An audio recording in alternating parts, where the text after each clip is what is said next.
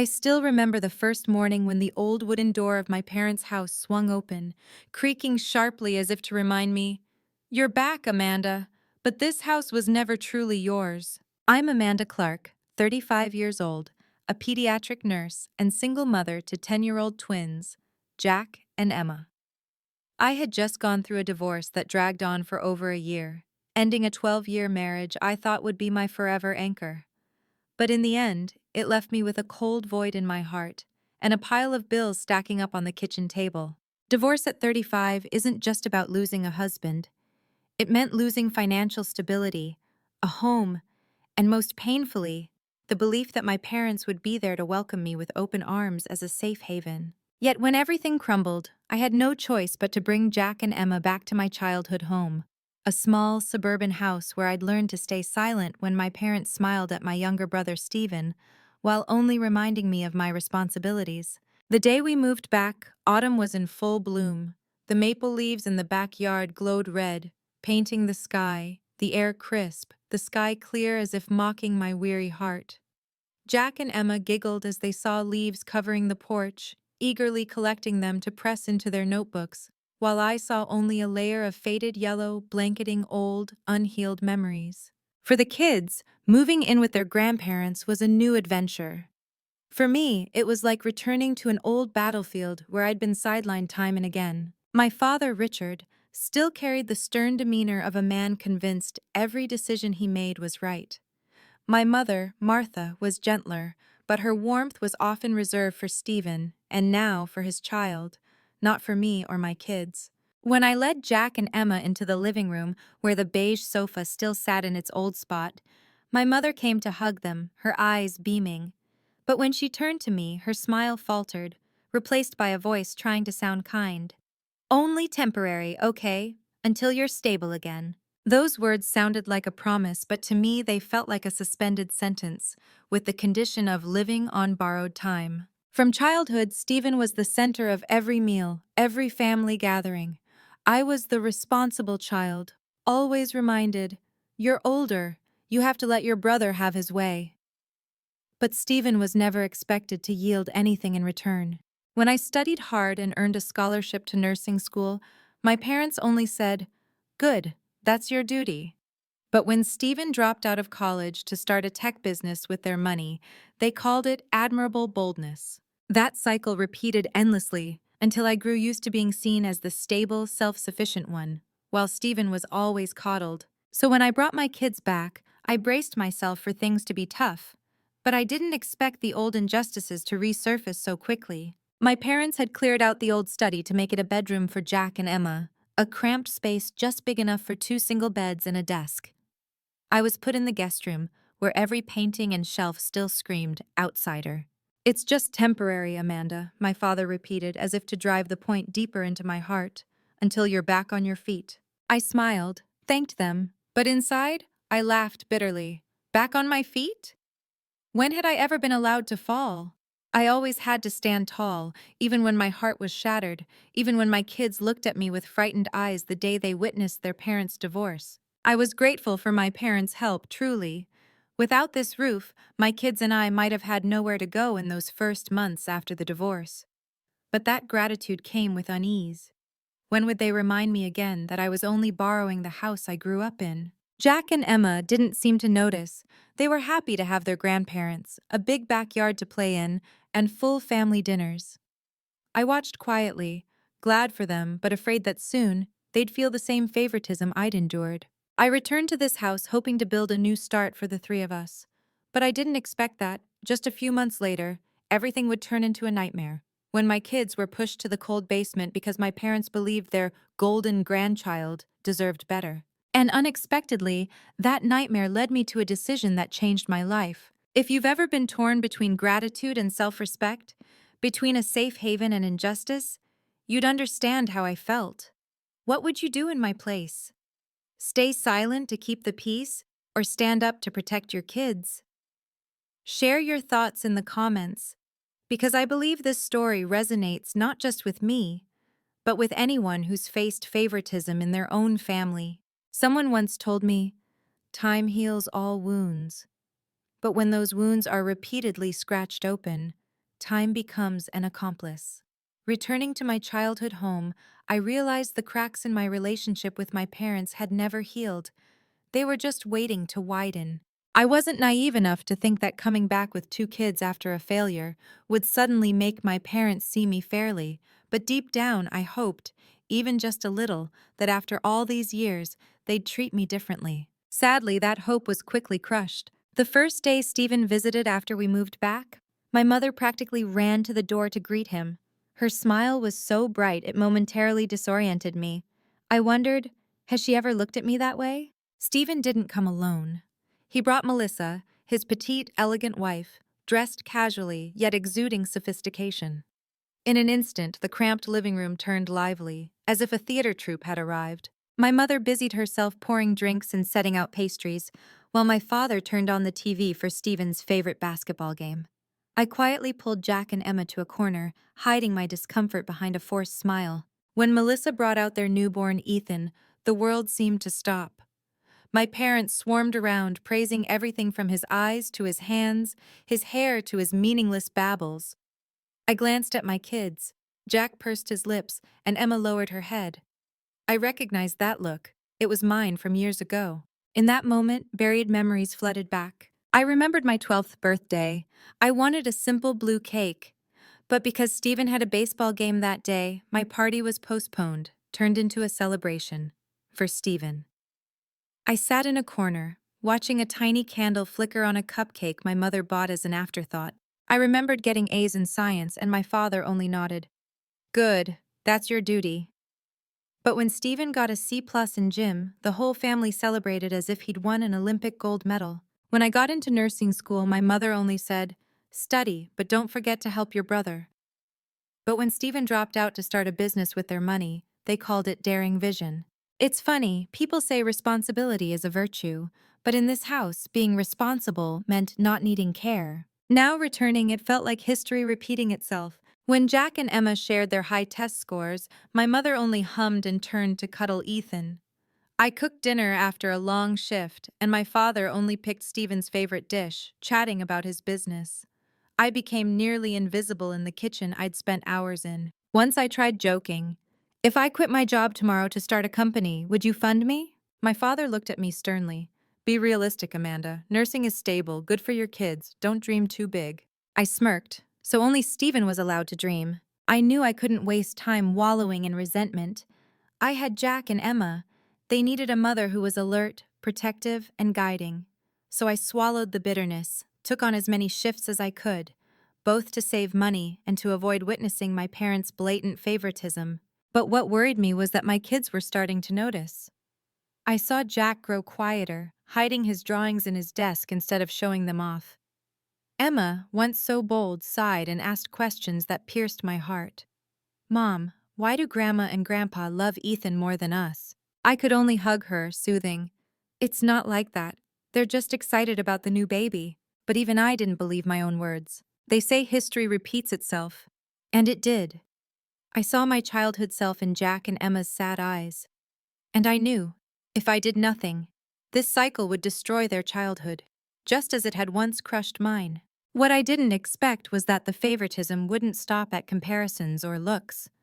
It would turn into a cruel decision, pushing my kids to a cold basement where all boundaries were torn apart. They say when you hit rock bottom, the only thing left is a faint glimmer of hope.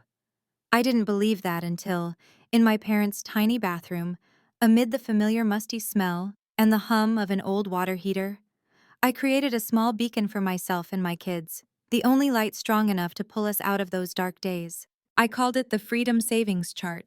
A pediatric nurse's salary isn't high, especially when raising two growing kids.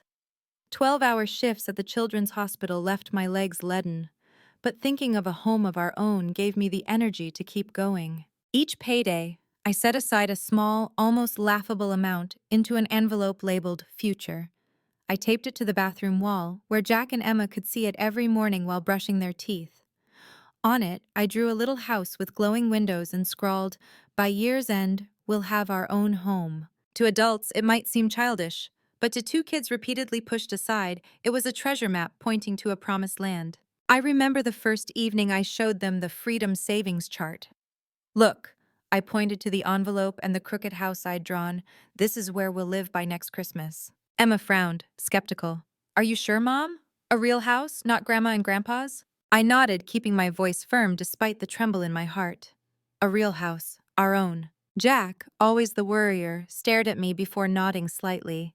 And then, like magic, I saw a spark in their eyes I hadn't seen in a long time, hope. From that day, after every exhausting shift, Emma would run to stick a note on the envelope with the amount I'd added.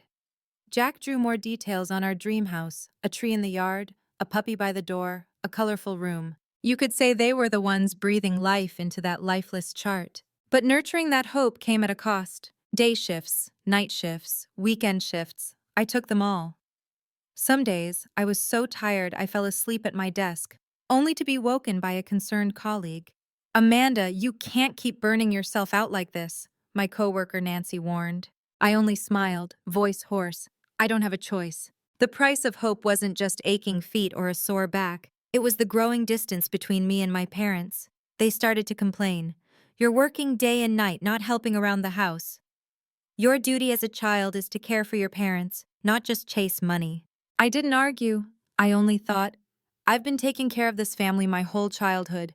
Now let me take care of myself and my kids.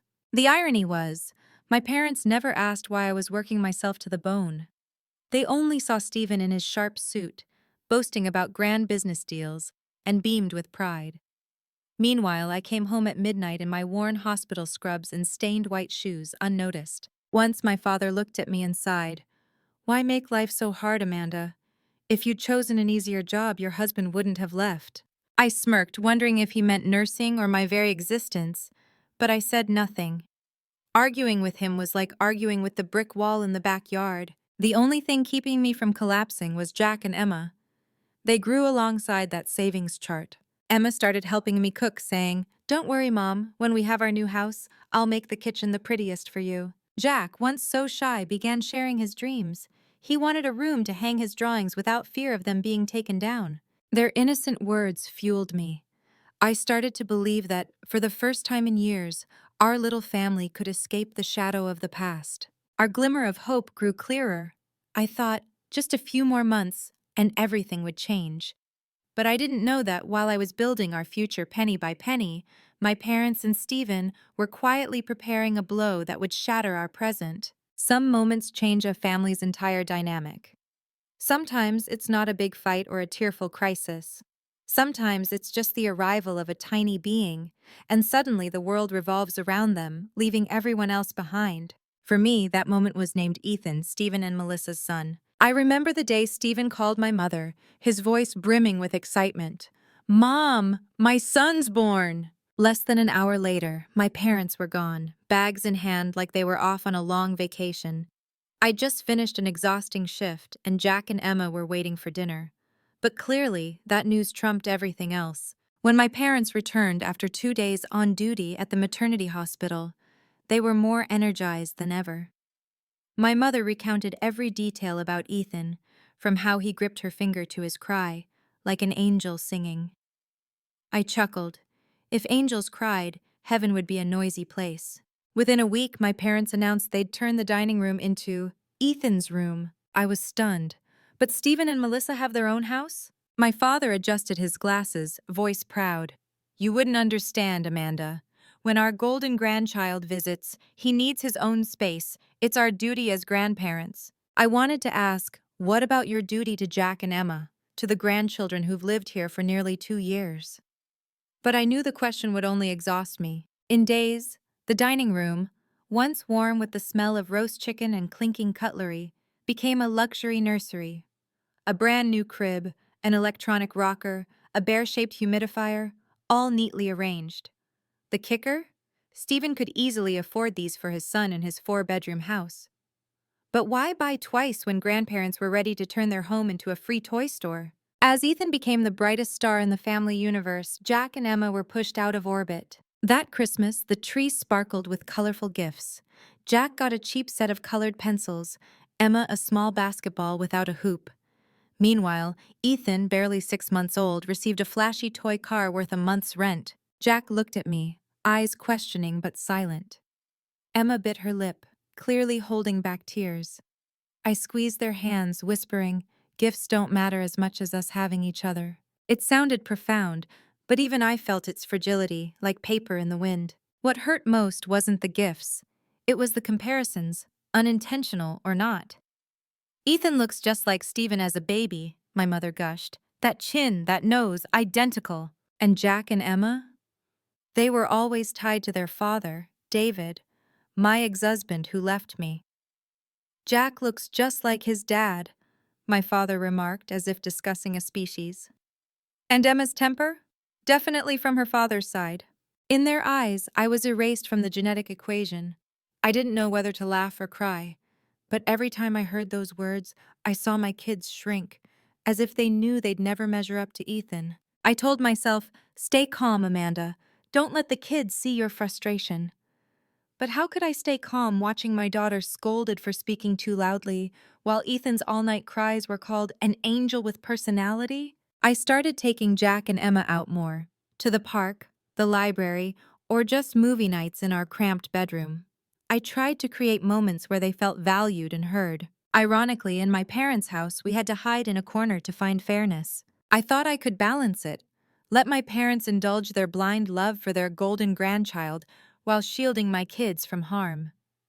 But I was wrong. That favoritism didn't stop at gifts or praise. It soon turned into bold decisions that changed our lives in ways I never imagined. And this time, the price Jack and Emma paid wasn't just fewer gifts or cold looks. It was their very place to sleep. Some pains don't explode like a storm. They seep in, like drizzle through a leaky roof. I thought I was strong enough to shield Jack and Emma. But I realized those drops of favoritism, from meals to gifts to praise, were slowly turning their childhood into a series of small, lingering wounds. That Christmas Eve, the tree glowed with gifts neatly stacked beneath. I glanced over and could guess who got what. Jack opened his, a cheap set of colored pencils, when he'd been talking for weeks about wanting watercolor paints. Emma got a small basketball, no hoop or extras. Both forced smiles and said, "Thank you, Grandma and Grandpa." Then came Ethan's turn. Barely a year old, he got a gleaming electronic toy car, worth 10 times their gifts combined. My mother clutched her chest, cooing, "This boy is the future of our family." I sat there, a lump in my throat. I wanted to react but stayed silent. I knew if I spoke, I'd be labeled jealous of her brother. Family dinners, meant to connect us, became a stage for favoritism. Once, Jack politely asked, "Grandma, can we make sandwiches? I don't really like this grilled meat." My mother shot him a sharp look. "Picky at your age? Such a spoiled kid. Your mother ate whatever was given, no complaints." Jack lowered his head, pushing his half-eaten meat aside. 5 minutes later, Ethan threw his plate on the floor. Instead of scolding, everyone laughed. Stephen scooped him up and Melissa said, "He's just exploring the world, Mom. Kids need to be like that to be smart." I looked at Jack, his eyes red. That moment cut into him like a small knife. Jack loved drawing. One afternoon, he proudly showed his most careful sketch, a house with a red roof, the three of us holding hands in the yard. "Grandma, look what I drew for you," he said eagerly. My mother, busy helping Melissa pick curtain colors, waved him off. "Later, Jack, I'm busy with something important." I saw the drawing in his hand, his fingers trembling. He quietly tucked it into his notebook, saying nothing. I wanted to hug him tight, but, in front of everyone, only placed a hand on his shoulder, whispering, "It's beautiful, Jack. I'll hang it in our room." I heard his soft sigh, accepting that his work held no value in this house. Emma, stronger than her brother, became a thorn in their eyes. One afternoon, she was jumping rope in the backyard, counting loudly. My mother stepped out frowning. "Emma, you're too loud. Ethan's sleeping." Emma stood her ground. "But Grandma, Ethan's in the living room with his mom." My mother's face hardened. "Don't talk back to adults. A loud girl like you won't be loved." I saw Emma bite her lip, swallowing tears. That night, she rested her head on my arm and whispered, "Mom, does Grandma love Ethan more than us?" I hugged her, holding back my own tears. "No, sweetie, they're just focused on the baby." But my heart broke, knowing I didn't believe my own lie. It's laughable how people preach that grandparents' love for their grandkids is unconditional. Here, the condition was named Ethan. I kept working, saving, and comforting my kids. Just a little longer and we'll have our own home. But I knew each small wound left a scar, no matter how I soothed it. I tried to be their shield, but I didn't expect those small wounds were just the beginning. The real storm was yet to come, and soon my parents, Stephen and Melissa, would make a cruel decision that shattered all my restraint. They say, "Before a storm, dark clouds signal from afar." I'd seen those clouds for a long time, but convinced myself it was just a passing drizzle. Then one day, the real storm hit, leaving me and my kids no shelter. That evening, I came home from a 12-hour shift, still in my antiseptic-scented scrubs, when I saw Stephen and Melissa in the kitchen with my parents. The table held pastries and coffee, as if their conversation had been going on for hours. Stephen grinned, tapping his cup. "So it's settled. We'll move in tomorrow while our house is being renovated. Probably 6 to 8 weeks." I froze. "What? Move? Here?" My mother tilted her head, her tone scolding as if I'd ruined the mood. "What's that tone, Amanda? Family helps family. Stephen's house is under renovation, so they'll stay with us to save money." I swallowed hard, summoning all my calm. "But our house is already cramped. You, Dad, me, the kids, and now Stephen's whole family. There's no space." My father slammed his hand on the table, ending all debate. "That's selfish talk. Your brother needs help, so we help." In minutes, the fate of my little family was decided, as if we were mere tenants with no say. That weekend, Stephen and Melissa arrived with piles of boxes, suitcases, a crib, even a big screen TV. My father eagerly carried things, my mother cleared drawers for Melissa's clothes. I stood watching, biting my lip. When we moved in, I kept our things in suitcases for months before buying a small cabinet. But for Melissa, everything was prepared like she was royalty. The living room, once our shared space, became Stephen's family room. The sofa was taken over, the TV only played their shows. The tiny territory where Jack and Emma could spread their toys was cleared, boxed up and sent to the attic to reduce clutter.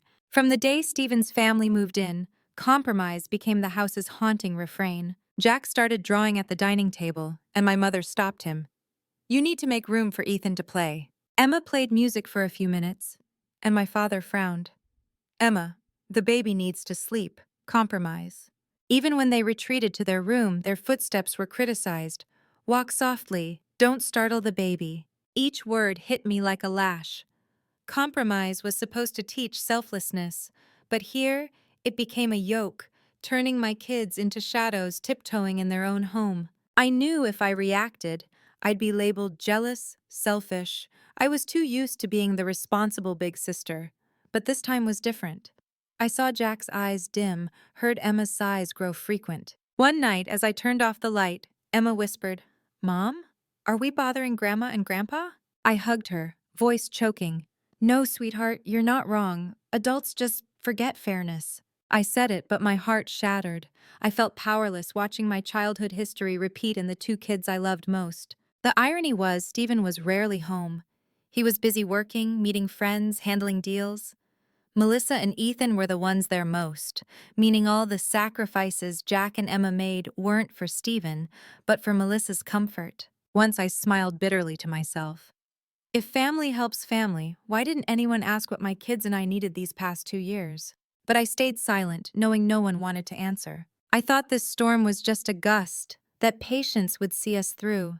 But no, it was only the beginning, and in the days ahead this storm would sweep away everything left, from my patience to my kids' fragile trust. A cruel decision loomed, one that would make silence impossible. If you've ever felt like an outsider in your own family's home, you'd understand me now.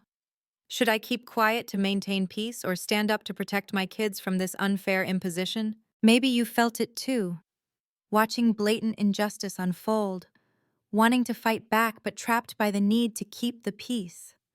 But imagine if that injustice targeted not you, but the children you love. How long could you stay silent?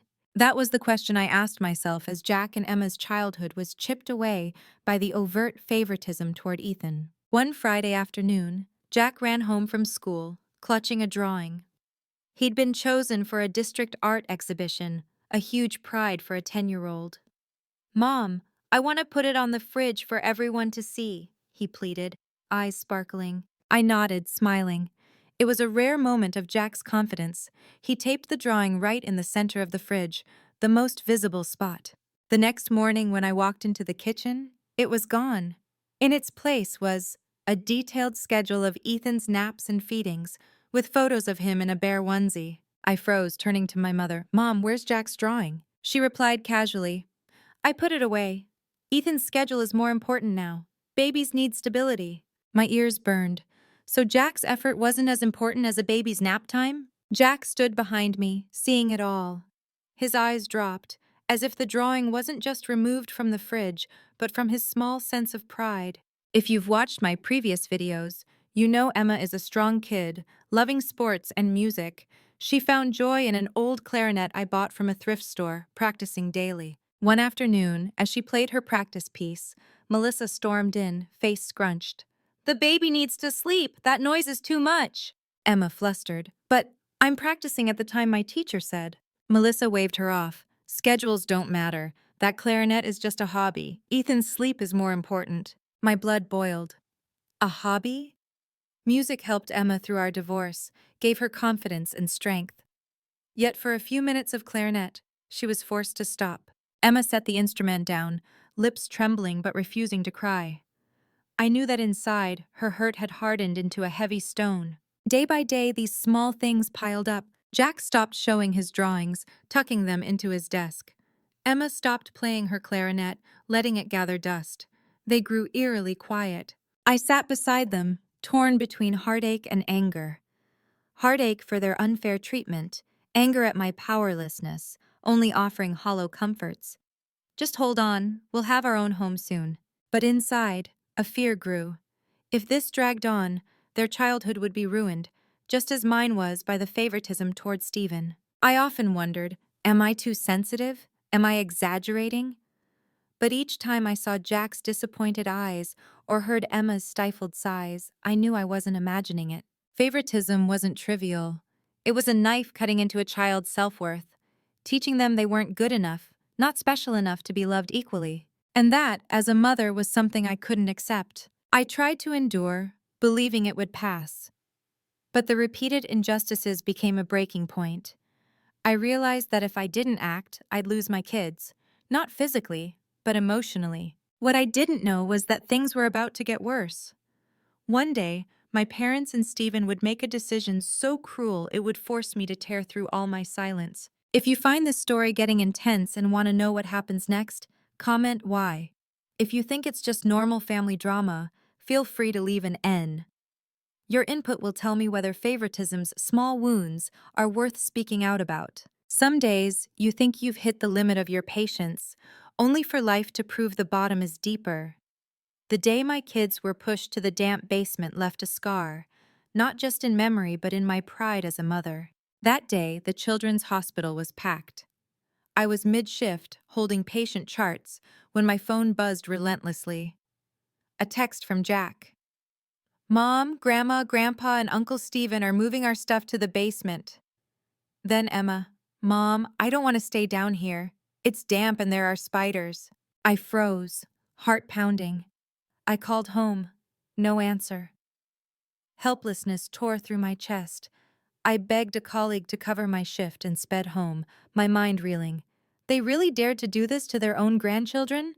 When I opened the door, I saw Jack and Emma huddled on the sofa, eyes red. In the kitchen, my mother was calmly making tea with Melissa, as if they'd just done something reasonable. I rushed to hug my kids. "What happened?" Emma sobbed. "They said we don't deserve the upstairs room. Ethan needs it more." Jack stayed silent, handing me a rusty key his grandfather gave him, the basement key. I looked at my mother. She shrugged. "Don't overreact, Amanda. The upstairs room is bigger. Ethan needs it for his development. The kids are old enough to adapt." Calm, cold, as if my children were objects to be stored away when someone else needed space. I went to check. The wooden stairs creaked. The musty smell hit me hard. The walls were stained with watermarks. The ceiling so low Jack nearly hit his head. A dim bulb flickered like a horror movie. I shuddered. This wasn't a bedroom. It was a storage space, unsafe for health, especially for Jack, who had asthma. I stormed upstairs, voice trembling with rage. You know Jack has asthma and you still threw them into that place? Stephen lounged in a chair, shrugging. Kids can stay anywhere. I slept in the garage as a kid. I laughed bitterly.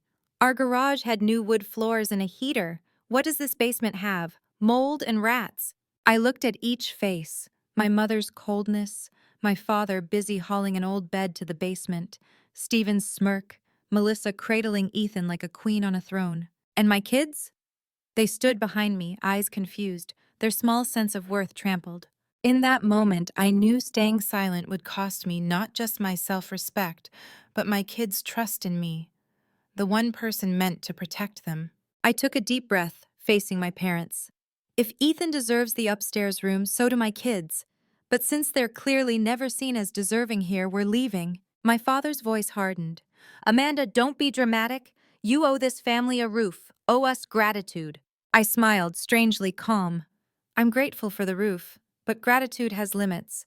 And my limit is my kids' childhood. Stephen chimed in, mocking. Where are you going? A nurse's salary can't afford a house? I met his eyes. That's not your concern. My job now is to protect my kids. The room fell silent. I'd never felt silence so heavy. That night, I held Jack and Emma close. They asked, Mom, where are we going? I stroked their hair, firm.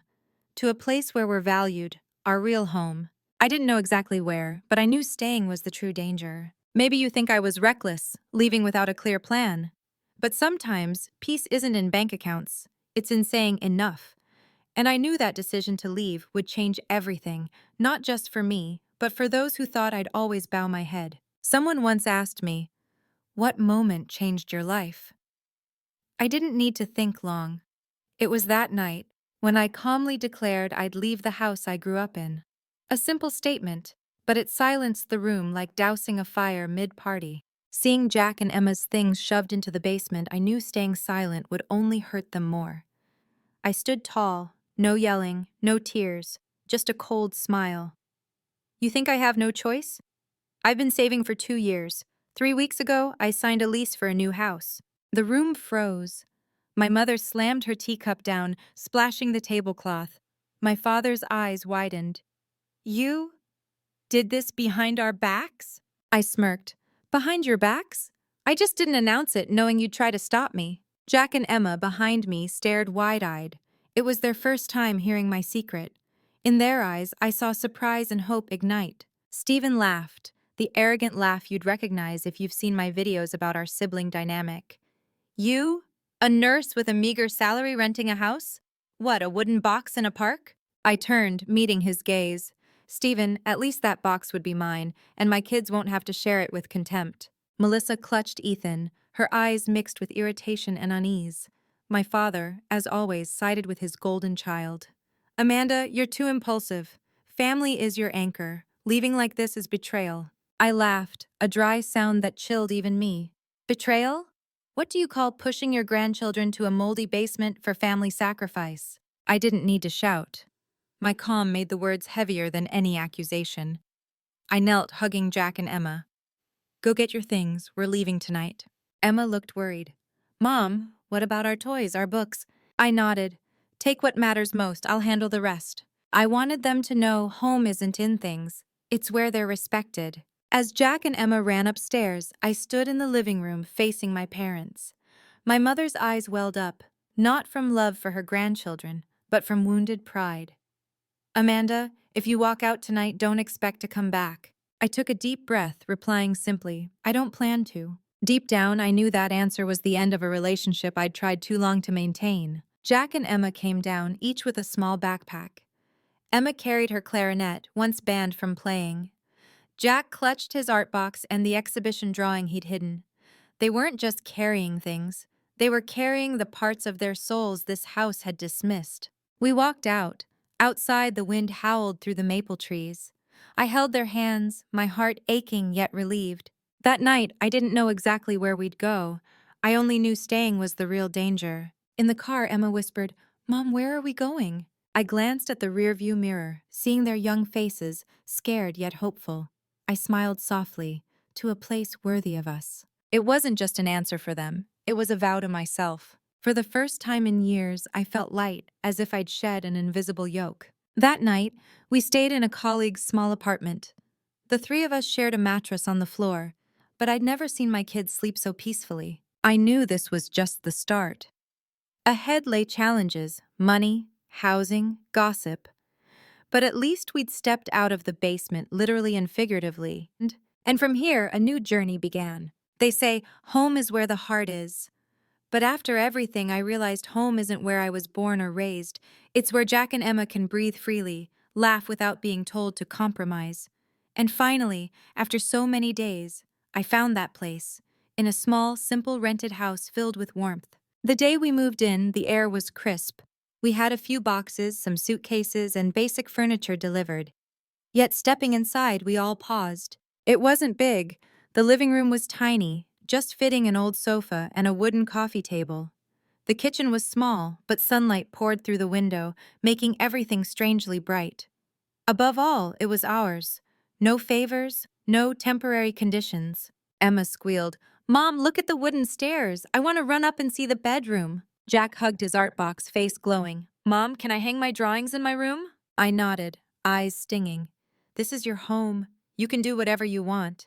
That first night, I set up a new mattress in Jack's room. He carefully placed his art box on a tiny desk I got from a thrift store. Emma set up her clarinet in a corner, then asked, "Mom, can I play without anyone yelling?" I hugged her, whispering, "Play as long as you want. This is our home." When the clarinet sounded, imperfect but proud, it was the most beautiful music of my life. No frowns, no shushing, just music blending with children's laughter. I sat in the living room, watching them settle into their rooms, feeling an unfamiliar calm. All the exhaustion from extra shifts, the nights calculating every penny, it bore fruit. I remembered Stephen's skeptical look, my parents' scolding, the mocking laughs when I said I'd rent a house. Now, I wanted to send them a silent message. I did it. Without favoritism, without anyone's money. To understand why Stephen was always mocking, and my parents always took his side, check my earlier videos. Some might call me reckless. A colleague asked, "Amanda, you rented a house, but what about next month's rent?" I smiled.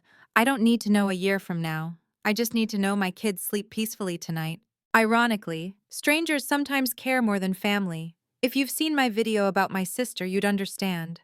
Strangers can offer empathy family fails to give. What made me happiest wasn't the new walls, but the change in Jack and Emma. Jack hung drawings everywhere, from ocean scenes to our dream house with leafy trees. He eagerly showed me each one, eyes shining like I hadn't seen in ages. Emma practiced her clarinet for hours. The music echoed through our little home, sometimes off-key, but full of pride. She whispered, "When I'm better, I'll play for Grandma and Grandpa so they know I'm worth being proud of." My heart ached and swelled. At least I knew they were reclaiming the confidence buried so long. You might think I'm resilient, but that night, as my kids slept in their rooms, I sat alone in the living room and cried. Not from pain, but from release. I'd stepped out from my parents' shadow, from favoritism, to rewrite my life. I looked around the small house, bare walls, dusty wooden floors. To me, it was a palace, because for the first time, it was mine. I thought life would settle from here, but I was naive. Outside, a real storm was brewing. Stephen and Melissa, tangled in financial troubles, were about to pull the family back into chaos. And I, despite myself, would be drawn in. People think the golden child is always lucky, always handed a red carpet. But life loves irony. If you've seen my videos about Stephen, coddled endlessly, praised for dropping out as daring, his son Ethan the family's center, you'd believe he'd never fail.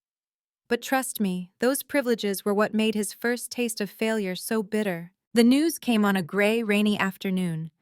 I was cooking in our tiny rented kitchen when my phone buzzed. Unknown number.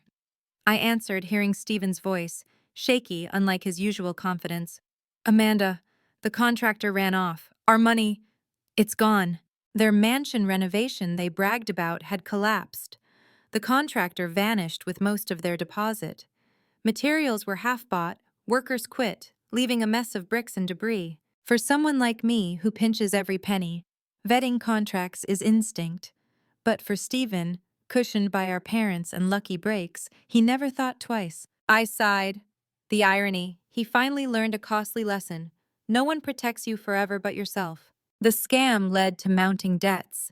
Stephen had borrowed to expand his business, betting the renovated house's value would cover it.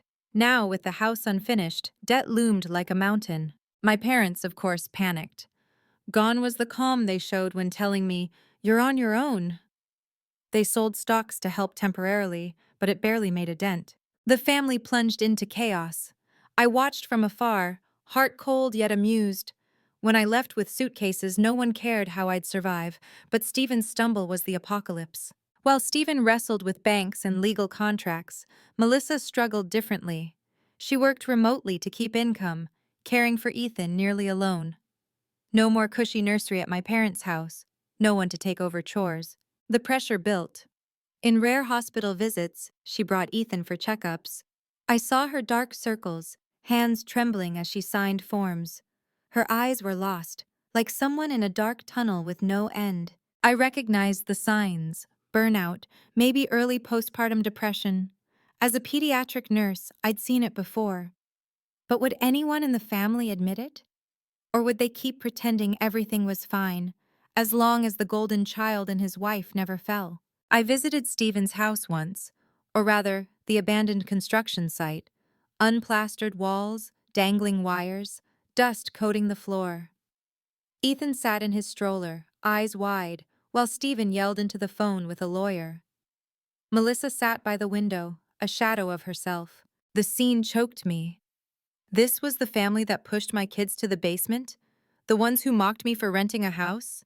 Now they were floundering in debt and helplessness. Part of me wanted to turn away, let them face the consequences.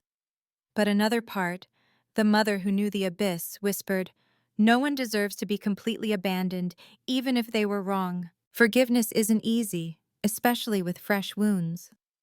I remembered Jack's sad face when his drawing was removed, Emma's choked clarinet silenced for Ethan. Those memories, still raw, were stirred up. But seeing a drained Melissa and a deflated Stephen, I wondered, maybe this was the moment they truly needed a hand, not blame? It kept me up for nights. Then, unexpectedly, it happened. Late one night, my phone rang. "Stephen." His voice broke, nothing like his usual arrogance. "Amanda, can you help me? Can you?" For the first time, the family's golden child humbled himself to call me. It wasn't just a shock, it was a turning point. His plea would force me into a critical choice: stand aside and let them sink, or offer the latter they never gave me. They say people show their true selves on the brink. I didn't believe it until my phone rang that night, and the name on the screen made my heart sink: Stephen. I hesitated.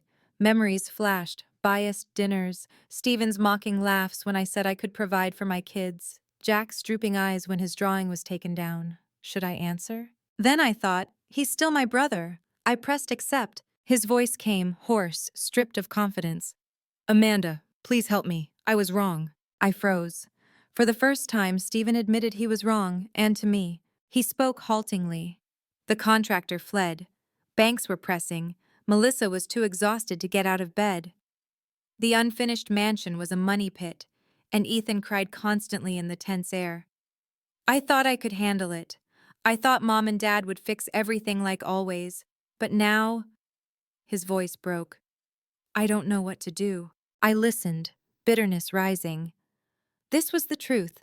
Spoiled his whole life, Stephen never learned to face failure. And when he did, he panicked like a lost child. I leaned back, staring at the ceiling. Part of me wanted to hang up, give him back what he'd sown. But his "I was wrong" echoed in my mind.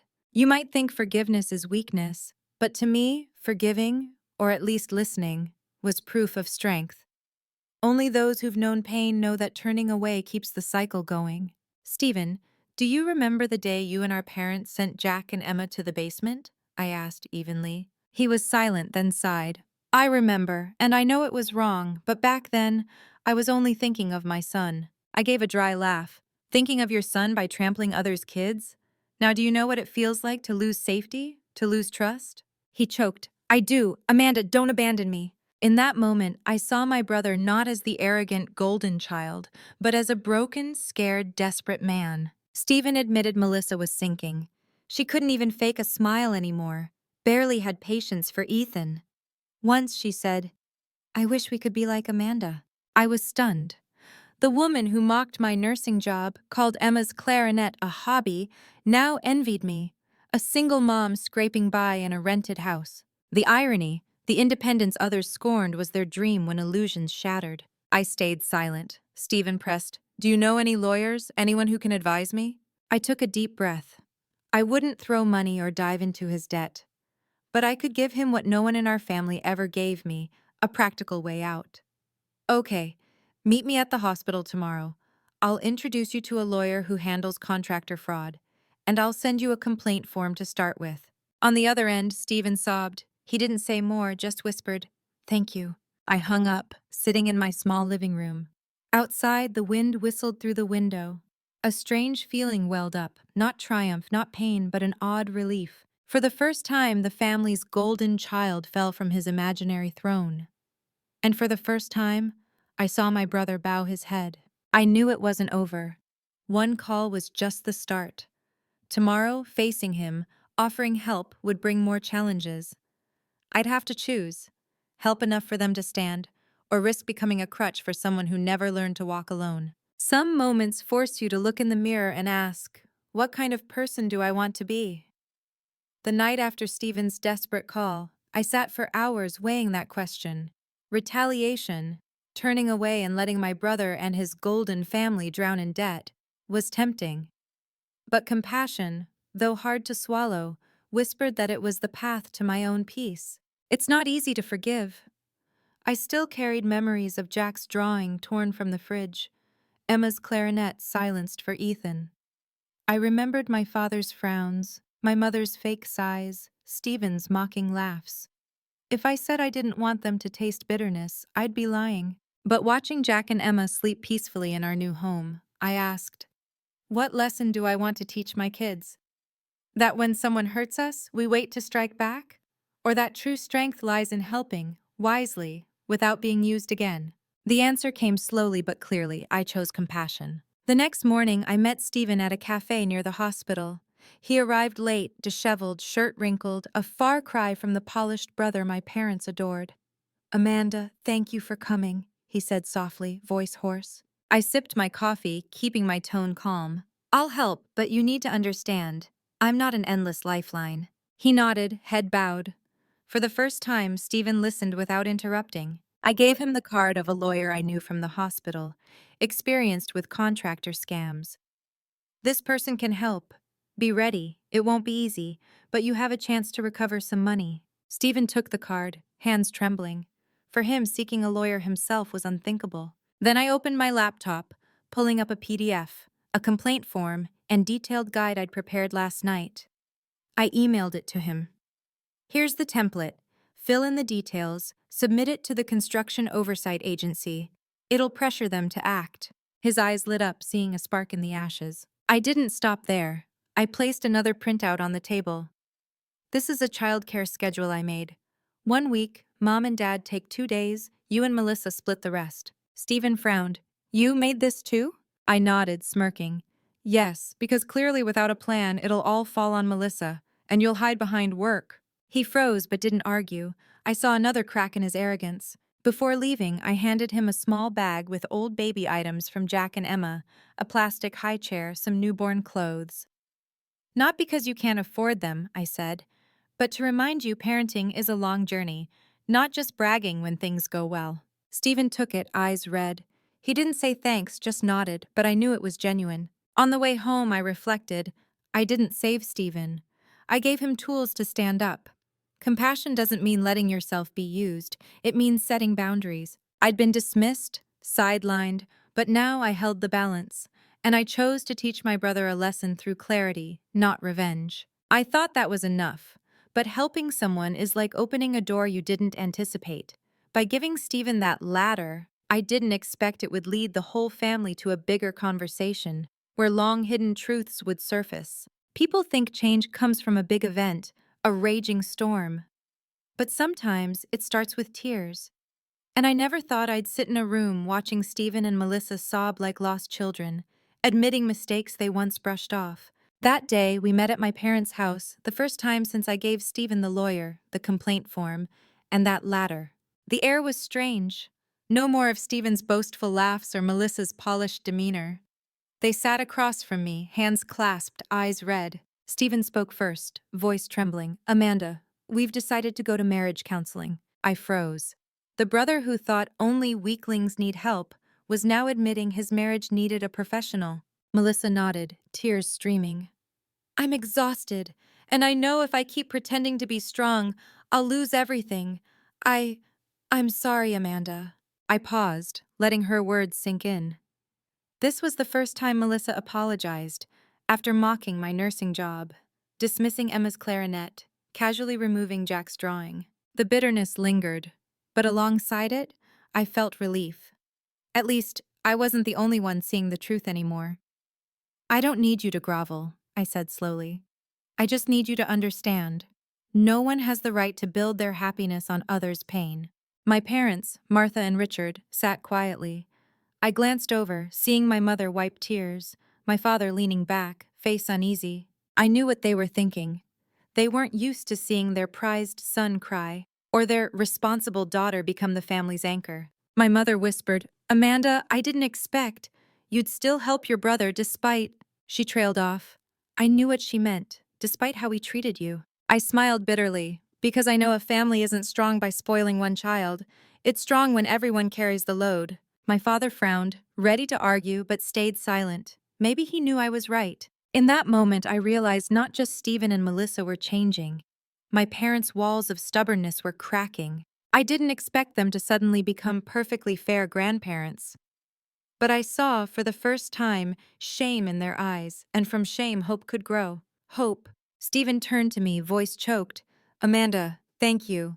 Without you, we'd have fallen apart. I was wrong." I nodded simply.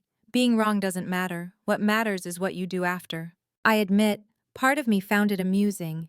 My whole life, I was the responsible one who didn't need attention. Stephen was praised despite every mistake. Yet in the end, I was the one pulling him from the depths. The irony, it took decades and a financial disaster for my family to learn what they should have known from the start. No one is the center forever. The talk ended in silence, but a rare, comfortable one. I looked at Jack and Emma, watching from the corner. I knew this moment, seeing Uncle Stephen cry, Grandma wipe tears, taught them more than any lecture. Anyone can change, and kindness is stronger than resentment. I left that house that night with an unfamiliar feeling. Relief, but cautious. I knew one sorry didn't erase years of favoritism. But it opened a door. And that door would lead us to the final step. A conclusion I never thought I'd live. They say the sky clears after rain. But for me, the light didn't come from a storm passing. It came from daring to step out of the dark. The night I led my kids from that old house, I didn't know where we'd end up. Yet today, standing before a small house bought with my own sweat and tears, I know I chose the right path. It's not a mansion or a lavish apartment, just a single-story home, white painted, with a backyard big enough for Jack to draw on the porch and Emma to play her clarinet without complaints. The day I signed the contract, my hand shook holding the pen. The realtor smiled. "Congratulations, this is your family's home now." The word home blurred my eyes. I remembered Jack clutching his art box in the basement, Emma crying over her silenced clarinet. Those wounds dissolved, replaced by simple joy. We had a place of our own. Moving day, Jack ran around, taping colorful drawings to the walls. He turned to me, eyes sparkling. "Mom, I finally have a place to hang my art." Emma pulled out her clarinet, standing in the grassy yard, playing an impromptu tune. It was off-key but brimming with pride. She grinned. "I want the neighbors to know this is our home." I sat on the steps, sipping hot coffee, hearing their laughter, watching their smiles, feeling a peace I hadn't known in years. Soon after, Stephen visited. No arrogance, just a brother with a bouquet of flowers and small toys for Jack and Emma. "Amanda, thank you," he choked. "Without you, Melissa and I wouldn't still be together." Melissa stood beside him, tired but relieved. She said softly, "I'm finding balance again. Therapy's helping me see no one can carry the world alone." I nodded, teasing. If you'd realized that sooner, my kids might not have been sent to the basement. They fell silent, heads bowed. This time, instead of reacting, they accepted it. I knew that silence was their belated admission. Martha and Richard came too. They stood before my small house, eyes uneasy.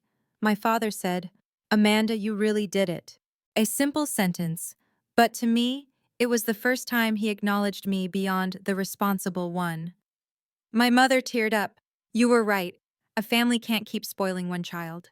I replied slowly, "I don't need praise. I just need you to see that fairness keeps a family together." They nodded.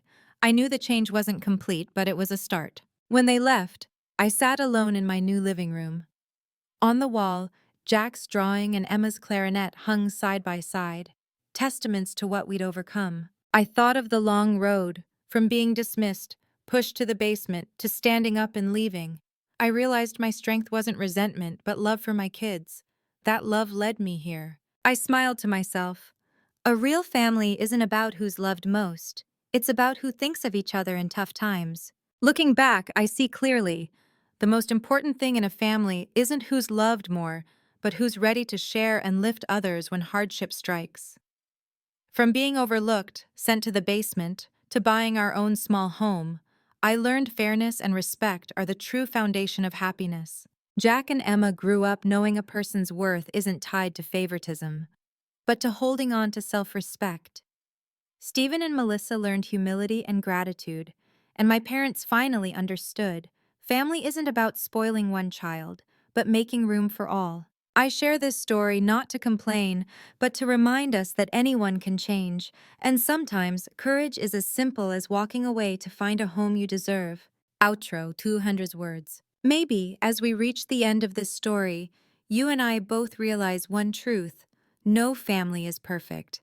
Every home has its shadows, its scars, its memories we'd rather not revisit. But at the same time, family is where life's greatest lessons unfold. Lessons about fairness, love, forgiveness, and the courage to step out of darkness. My journey began in those dim days, when my parents' favoritism pushed my children to a moldy basement just so their golden grandchild could have a better room. I watched Jack and Emma lose their confidence, their childhood innocence chipped away by comparisons and cold glances. I felt the sting of being treated like an uninvited guest in the home where I was raised. There were moments of bitterness, anger, and a sense of being small, insignificant. But when I stood up that night, declaring we'd leave, I found a different path. A path of freedom, where I could show my kids, through my actions, that they deserved respect. In our new home, I saw Jack hang his drawings on the walls without fear of them being torn down.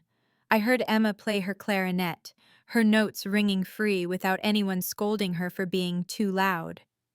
Those moments, small as they were, carried immense value, the freedom to be themselves. I learned that happiness doesn't always come from grand mansions or lavish praise. It's in the laughter that fills a modest home where every person feels seen and valued. Stephen and Melissa, once so arrogant, so careless in their actions toward my children, eventually faced their own fall. A contractor's scam left them drowning in debt, their marriage teetering, their confidence shattered. In their lowest moment, they turned to me, the sister they'd once dismissed, for help. And I faced a choice: let them sink or extend a hand. I chose compassion, but compassion didn't mean indulgence. I didn't pay their debts or dive into their mess. Instead, I gave them tools: a lawyer's contact, a complaint form, a childcare schedule to ease their burden. I handed over old baby items from Jack and Emma, not out of charity, but to remind them that parenting is about grit and gratitude, not just pride. I chose to teach them through clarity, not vengeance. What surprised me most was my parents, Martha and Richard.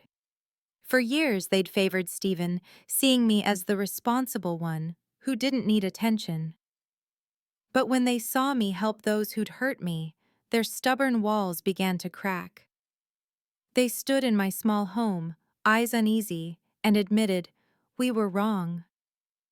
It wasn't a complete transformation, but it was a start. And I believe every great change begins with such small, honest moments. Looking back, this journey feels like a mirror. It showed me a truth. A family isn't strong because one person is placed above others. It's strong when everyone shares the load. If a family revolves around a single star, leaving others in the shadows, it's only a matter of time before it crumbles. Here are the lessons I hold close. Fairness. No child deserves to be compared or sidelined. Every child is worthy of equal love. Respect. Respect isn't something to be bestowed.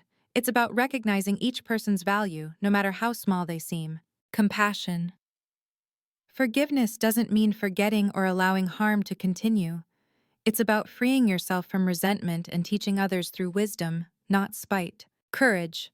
Sometimes the bravest act isn't enduring pain, it's standing up, walking away, and building a home where you're valued.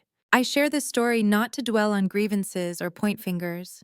I share it to remind us that in every family, we can unknowingly become the one who favors or the one who's overlooked. But with clarity and strength, every wound can become a lesson. For Jack and Emma, I believe they've learned something invaluable. They know they're not lesser, just unfairly treated. And in a home where fairness reigns, they shine in their own way. For Stephen and Melissa, their fall was a harsh but necessary lesson in humility and gratitude. For my parents, I hope they'll carry this forward. Love isn't about favoritism, it's about making space for everyone. And for me, I've learned that the sweetest revenge isn't watching others suffer. It's living well, standing tall, and finding freedom in a life I built myself. If you followed my journey from the start, you know this story isn't just mine. It reflects pieces of so many families out there. Maybe you've been the Amanda, quietly enduring. Maybe you've been the Stephen, favored but unprepared for life's falls. Or maybe you've been the Jack or Emma, feeling pushed aside. But I believe anyone can change, if we're willing to face the truth. As I close this chapter, I invite you to pause and ask, what does family mean to you? Is it a place for favoritism, for indulgence, or a space where burdens are shared? Your answer will shape how you treat those you love, today and tomorrow. If this story touched you, hit the like button, drop a comment with your thoughts or your own story, and subscribe to my channel to join me in the next chapters of this journey. Your story might just be the one we tell next. Thank you for walking this path with me.